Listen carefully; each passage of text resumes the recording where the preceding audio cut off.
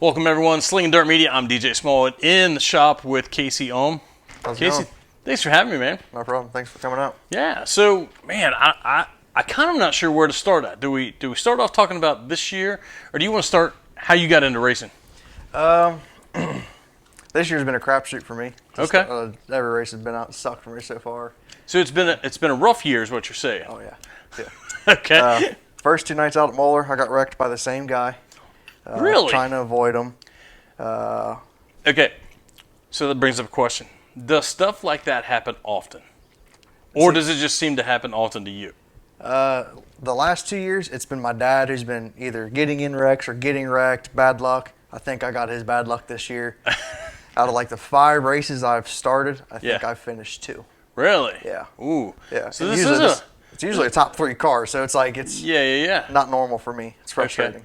So would you say we're recording here in the middle or beginning of July-ish? Mm-hmm. So are you guys halfway into your season? Yeah, I'd say. Okay. About. So now that we've got the rough half over with, now things can start looking better, right? Hopefully. I mean, I was leading the heat race at Circle City a month or so ago. Yeah. Lost in the last lap, car just got real goofy on me. Started outside pole of the feature, got pushed out in the marbles and dropped back, and Right. Ended up hitting a rut, tearing the bumper off, smacking the oil pan, and tearing up a bunch of stuff. So what size track is Circle City? I don't know. People say it's a quarter mile. People say Moeller's a quarter mile. Circle City's smaller than 35, in my opinion. Okay. Did they have it listed like on their website or anything? Quarter. Quarter. Okay. Yeah. Big quarter. Small. Small quarter. It's tiny. Oh, okay. Yeah, Okay. it's way tiny. Gotcha. I've never been there. I've seen it on TV and I've watched some races. It's a good facility, but like the track conditioning they're still working that out. Okay. That place has only been open a couple of years, ain't it? Yeah, and they just got new ownership this year too. Oh, really? Yeah. Okay. Okay. So we're supposed to be there this Saturday if it don't rain out. Yeah. Do you like the place? Yeah, it's pretty fun. I mean, especially for these cars, it gets racy. Okay. Now you guys race a lot at Moeller. Yeah. Okay. So you're there weekly at Moeller on Friday nights. Yeah. Okay. And then Saturday's just kind of hit and miss wherever? Yeah, we got the other series, Ohio Valley, out eastern side. They do a lot of Saturday races. I'm kind of slowing down racing this year, just trying to do one night a weekend or 2 nights a month, more or less. Okay. But yeah, I mean, there's a lot of Legends racing around this area. That's a good thing. Yeah, there's the Outlaw Series in Indiana. Okay. They're pretty much every week, sometimes 2 nights a week. You know, we're there almost every night at Moeller, and then Tri-State Series is kind of slowed down a little bit, but then there's the other series. So there's a lot of racing between the 3. Okay, so you have the Outlaw, Yep. the Tri-State Legend, and Ohio Valley. and Ohio Valley. Yeah. Okay. Now, I take it, are there other rules are pretty close? So you guys don't have to do a lot of changes to your car? We so all try to run what's called INX rules. Okay. So now, where are they out of? INX is actually who builds these cars. Okay. They're sanctioned out of, I think, North Carolina or something like that. Okay. INX 600 Racing. I've heard the name before, but don't really. I'm kind of dumb when it comes to the Legend cars. I don't know a lot about them, but I always consider myself kind of a dumb racer too. Like, I could drive the thing, but I couldn't tell you what I needed to do to make it do what I wanted it to do. Yeah. I could fix the stuff, but like chassis adjustments and things like that, I was a dumb racer, I admit it. If I didn't have a setup book, I was lost. Yeah. I'll say it's the hardest thing I've drove. Just their short wheelbase, the power to weight ratio is pretty crazy. Yeah. A lot of fun. They're a lot of fun, don't get me wrong. Yeah. But they are pretty easy to set up and make changes. I mean, I'm same boat. I really didn't have all the knowledge. You know, Cliff Bird and Josh Dietz been helping me a ton with it. Yeah. And there's a couple of guys that know their stuff. Yeah. I had Josh set it up middle of the year last year, and I won 4 races almost back to back with it. Oh, nice. And it was top 3 from there on. I've only been outside of the top 5 twice. Yeah. Josh seems to be a pretty intelligent young man. I mean, it's not like he has the 20 years experience. But I mean, guy's been racing since he was a kid, right? Yeah. I mean, so he's he's pretty intelligent when it comes to a race car. We'll say that.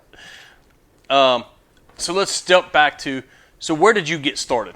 I think my first race ever was in a go-kart. I think it was in Jackson, Ohio. I don't remember the track name. It was at the Jackson County Fairground. It's no longer there. Okay. That was my first race. I think I was 10. Okay. I don't really remember. So like a lot of guys, you started out in go-karts. Yeah, we did dirt go-karts, and then we played with asphalt go-karts for about 3 or 4 years. Then I think when I was like 13, 14, we went into dirt for 2 years, 3 years, and we were pretty successful with those. And then go-karts just kind of not faded. Yeah. It wasn't getting the fix done. No. So I got out of it. I built the first modified. My dad got a Legend. It took me about 1.5 years to get the modified done. I mean, at the time I was 18. I'd pretty much do almost all this self-funded, other than I did get some sponsors this year and last year. So when would this have been? As far as what year? Getting the modified? Yes. So was it what I'm getting at? Was it a modified, or would this have been a sport mod? Sport mod. Okay, sport mod. Okay. Sport mod, but I ran it at Lawrenceburg with the A mod. With the A mod, yeah, because you can. Yeah. Yeah. Okay. I'd say probably 2018, 2019 is when I ran a sport mod. Okay. And how'd you like that? Other than not having a clue what the hell I was doing, it was a lot of fun. I took it to Florence, had no clue what I was doing. I took it to Lawrenceburg. I went from 21st to 10th one night on a slick track. Hey. So I have seen crate late models beat super late models this year. Just, depending on the track conditions, man, they can. I think Trent Green won a super late model race with a crate at Moeller this year. That'd be the one. That'd be the one. That was a good race. I mean, yeah. Unless you're the guy with a super late model and you're getting beat by a crate guy, you're like, how in the heck did that happen? Yeah. So I had the modified for like 2 years. I didn't get to run 2 full seasons. Like I said, I pretty much just did it all on my own. Right. We had our son. It was just taking a lot of time and money from him. My dad was doing the Legends. I traded for this car originally with a different engine for an old pickup truck just to screw around with. Yeah. This thing ended up being, I could race this for $100 a night. There were some nights I raced it for totally free if it still had fuel in it, because Ohio Valley get 2 free pit passes for an entry. We don't race for money, but they're so cheap, like it evens out. Fuel in your truck and burgers at the concession stand, Yeah. I have said, and it still holds true, is I like this patina, this old school. That's my favorite look out there, man. It gets a lot of attention. Yeah. So a guy that lives just up the road actually hand painted it 3 years ago. It's the same body since I bought the car. Same body. It's been destroyed a couple times, but it used to have some like texture to it. And it was a little bit different looking. Yeah. I had a gear blow up at Moeller one night, and they were pushing me off the track, and actually Cliff Bird jumped the back bumper and destroyed the body. So got it repainted, refixed, and the guy who recently painted it, painted by Jason, he did all this crazy stuff to it, made it look killer. Like, it does. It does, man. Now, the backstory, I guess, probably the reason that I like that is me and my dad, we built a 1928 Model A, 2-door sedan. Big car. As big as they were, but man, we hot rodded this thing out. It had a Chevy small block with a drop front end and had McQuarrie sprint car tires underneath the back of this thing. This car never seen paint. Primer. The whole thing was primer, inside and out. So it kind of just really reminds me of that, Yeah, I don't even really remember why I did it. I knew the guy did hand painting, lettering, pinstriping, whatever. Yeah. So I was like, I kind of like the rest. He's like, I can make it look patina. I'm like, screw it, it's different. Yeah, let's do it.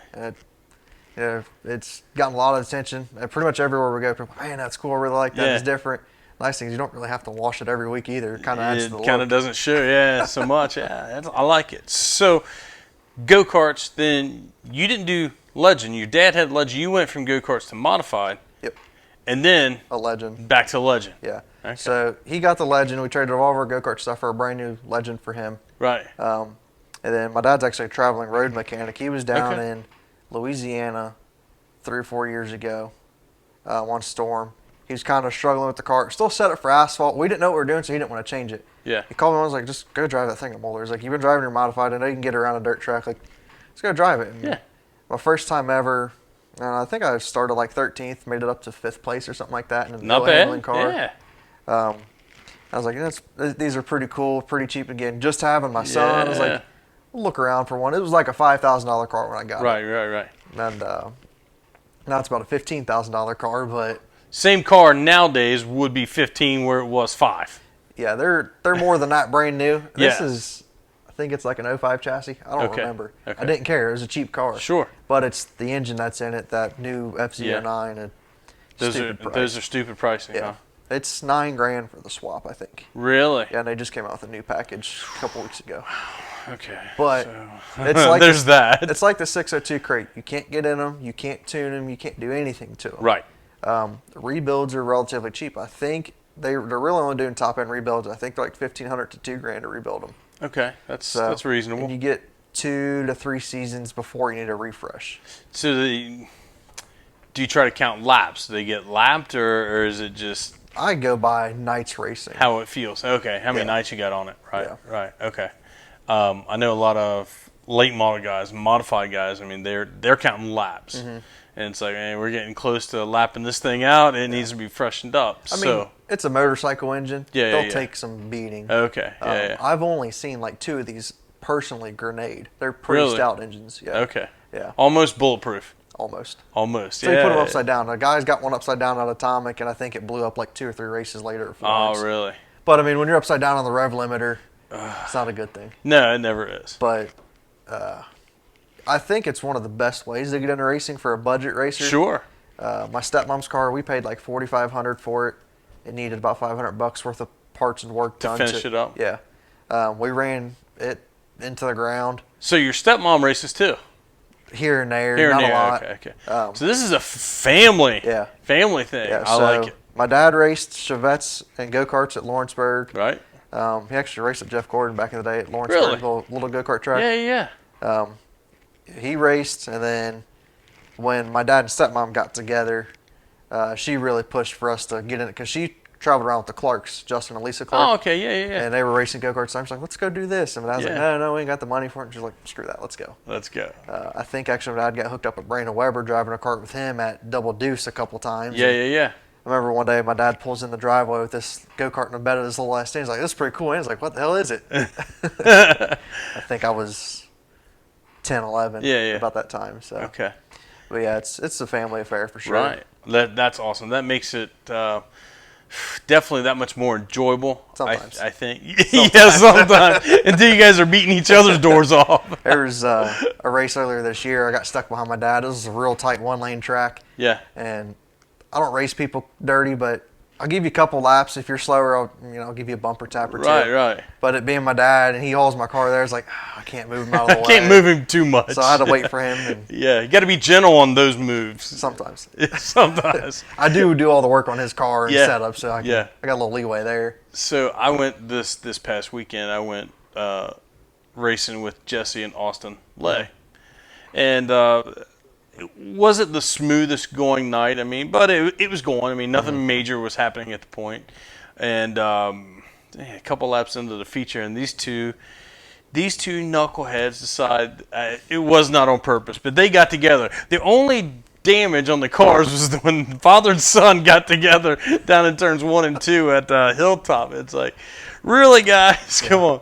I will say, for the most part, there's not a lot of wrecking in these because they're a lot like sprint cars. You rub wheels, and they will go over. I remember my first race at Moeller, going down the front stretch, I was chasing these 2 guys. I don't know what the hell they were doing. They were up by the wall side by side. They started beating on each other, and then they just, like Talladeganites, just flipped. Going to, like, you can climb tires real quick, and most of the drivers in all 3 series have enough respect to not beat you up. They're like sprint cars. They go over easy. They go over easy, and what little bit I know is, I'm not going to say they're super fragile, but, man, it doesn't take much for these little cars to start coming apart. Suspension-wise, they're fragile, but I will say they're pretty stout cage. Yeah. I mean, your bars come all the way back down here. There's a lot of tubing.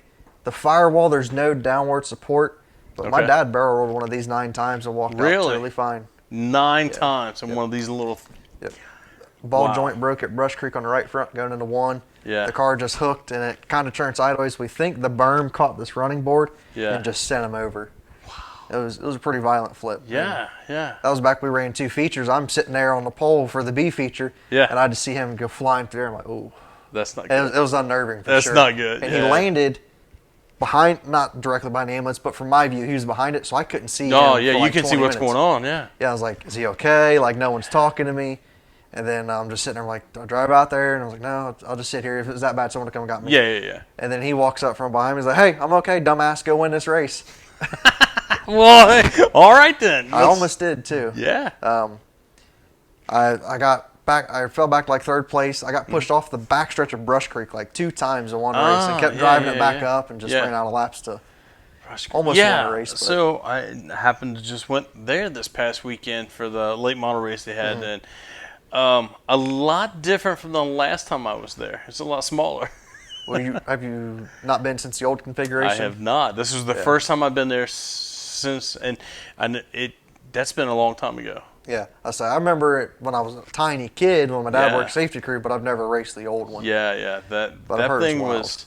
I didn't realize how big it was until I get there. It's like, yeah, I'd raced on it, but just in the back of my mind, never really thought of how big that place was until, I know what gear I was running stuff, and it was probably the right gear for a big half-mile track, but, it was just one of those things where you didn't let off. You just stayed on the gas and just it's a fun track for the Legends, for sure. So that's what I was noticing. Even though it's a lot smaller, man, that thing was still a fast racetrack.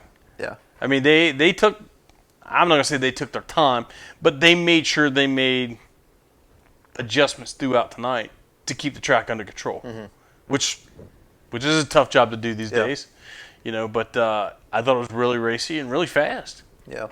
I couldn't imagine one of these out there. So that kind of leads to I'm brainstorming here. Which is better? Is it better to have a bigger track for something like this, or is it better to have that little bull ring type track? I think it just depends on what you like. Okay. I think my third personal preference. Yeah. I think my third race ever was at Atomic in a Legend. That's got to seem like a huge super speedway. It's not a big track, but it's got some crazy speed. Yeah. Especially for these. I think we had like 20 cars my first night there. We ran on a Wednesday night or Thursday night with the Outlaws. And it was a lot of fun. I've only ran it once. It's just the schedule's never time for me to go back out there. Right. But I think either Atomic or Lake Cumberland would be my favorite track for the Legends because they're both just flat out. So it's been a couple years since I've been to Atomic. Is Atomic smaller? It's smaller than Florence, right? Yeah, I think it's a quarter mile as well. Really? I think so. Maybe a 3/8 big quarter mile. I don't know. Okay. I consider it a little bull ring. Yeah. Okay. I would think Moeller's bigger. I don't know. I think Atomic's got to be bigger than Moeller. It might be. I could be wrong. I think. I'm just thinking about keeping it out of the wall. Just keep it out of the wall, right? I know when you guys race these at Florence, that seems like a huge track. Yeah, that's wild for these. At most of the tracks we go to, we are faster than most sport mod time. I would say up to the top 3 sport mods and Hornets. Like they're tiny in Florence. It looks like we're going so slow sitting in the stands. We're probably almost hitting 100 easy. Yeah, I would definitely think that these things are probably just as fast or faster than the Hornets for sure. Almost all of them, I would say, but like the top 3. Your horsepower to weight ratio is got to be a huge thing too. I'm 1250 in the car. Okay. About 145 horse. That seems like a lot. It's not a lot, but the power to weight ratio, and you figure out, that's what I'm is. saying. That seems like a lot. Just like a crotch rocket motorcycle. Yeah. I mean, you're probably a little bit heavier than that, but I mean, yeah. Look what you're doing with it. You know. Florence, we can't really run any higher than mid-track and carry good speed. Okay. It's pretty much always on the bottom, but there's a ton of straightaway speed in these cars. So, obviously, you guys could change gears. Yeah. So, if you change gears, would that let you move up higher and be able to keep that momentum, or is it still no better handling situation to the middle toward the bottom? I mean, we can throw these cars around sideways like you would a modified, and it's actually kind of becoming the style at Moeller. If you watch some of the races, like Tyler and Steven, even the Niehouses, they're starting to throwing the cars around the corner a little bit more. Right. Florence, I just don't think we carry. Well, we had the wheel speed, the torque, to keep it going through the corner. Oh, okay. You know what I mean? Yeah. Because you're top end. Yeah. I get what you're saying. Yeah. Florence is pretty much limited to bottom racing for us. Gotcha. Do you? I know a lot of teams do. A lot of guys do. They'll name their cars. Rusty Rocket.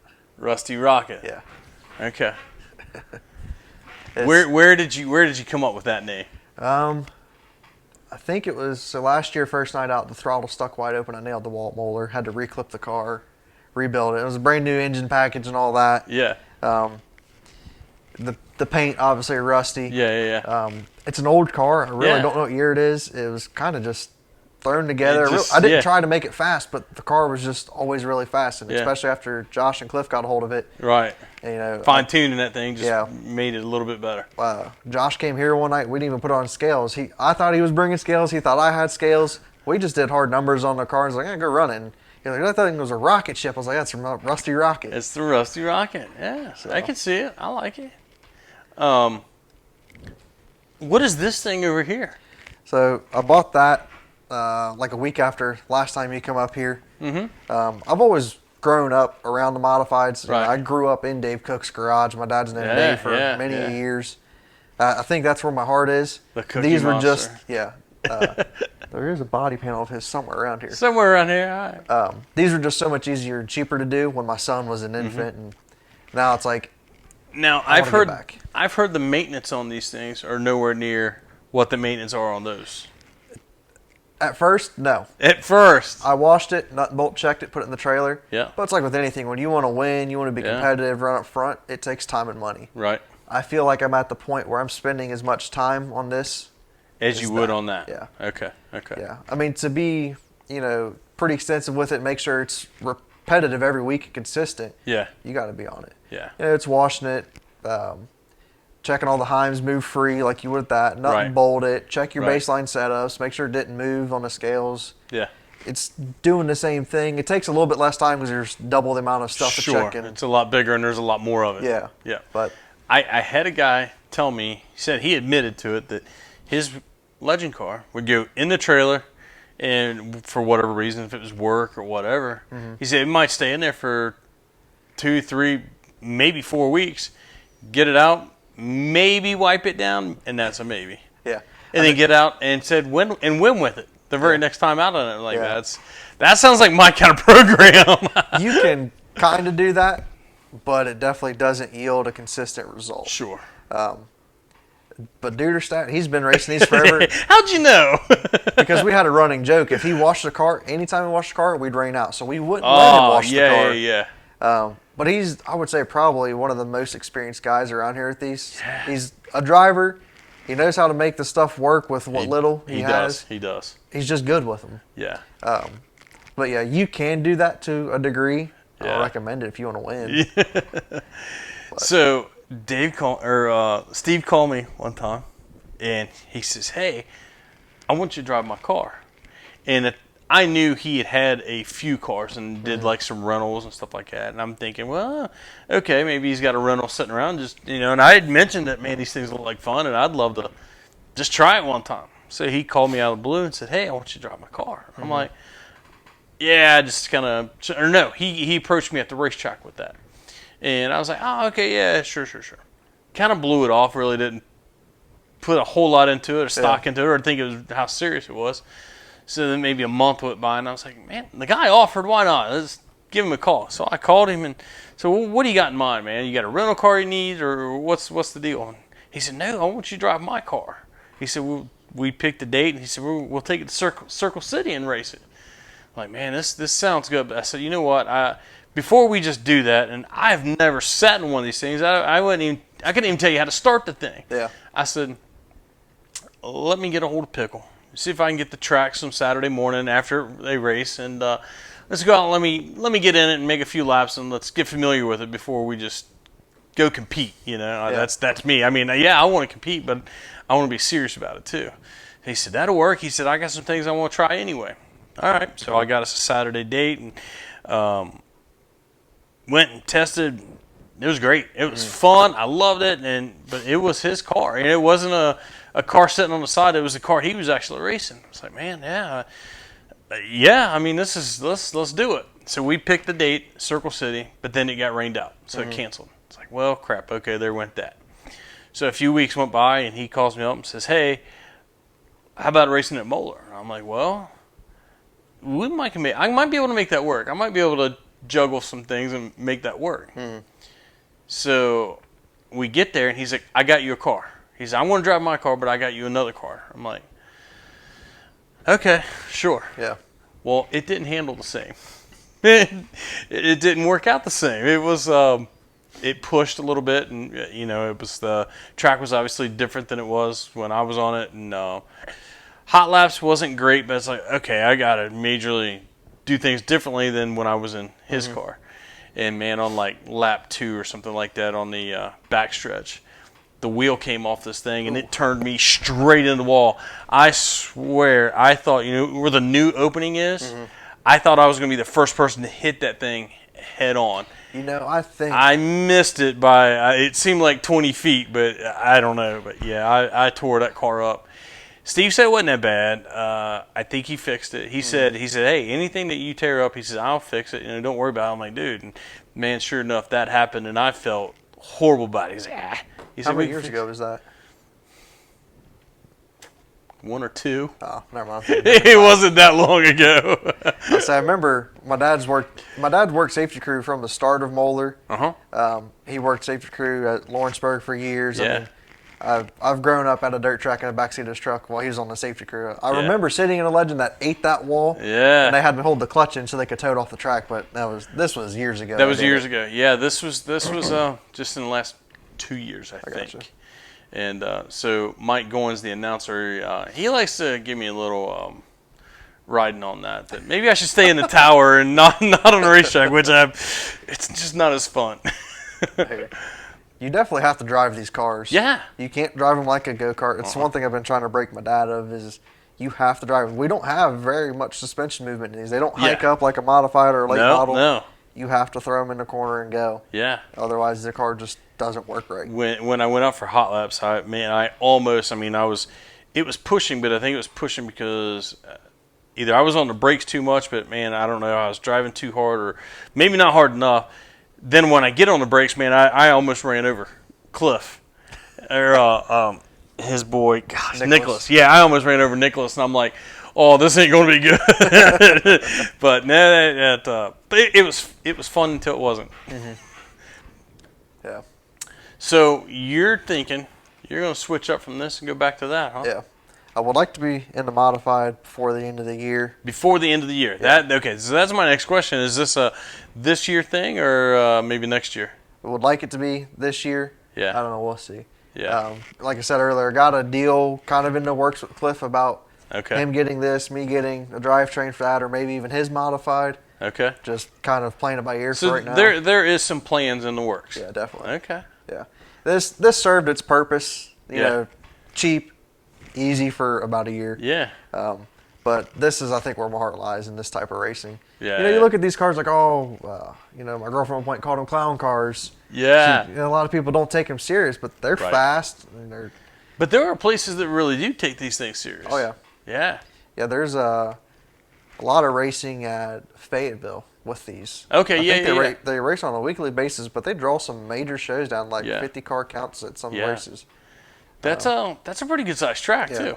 And these are nationwide, and even overseas in like Europe, they're pretty popular too. Right. I always say I think it's one of the cheaper ways to get into racing. Right. You can buy a $6,000 car and probably run mid-pack if you try to do things to it. Right.